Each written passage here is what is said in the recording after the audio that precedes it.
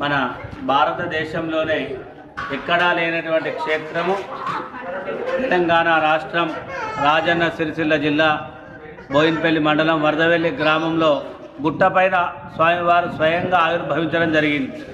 స్వామివారి స్థల పురాణం ఏంటి అంటే గత 500 సంవత్సరాల క్రితం వెంకటావధూత అనేటువంటి ఒక అవధూత అఖండమైనటువంటి తపస్సు చేస్తే స్వామివారు సర్పరూపంలో దర్శనమిచ్చాడు.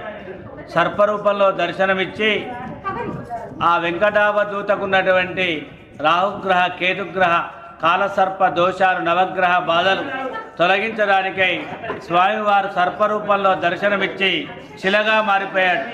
ఇక్కడ స్వయంగా ఆవిర్భవించడం జరిగింది. ఇది ఎవరో తయారు చేసినటువంటి విగ్రహమో ఎవరో మానవ ప్రతిష్ఠితమో కాదు.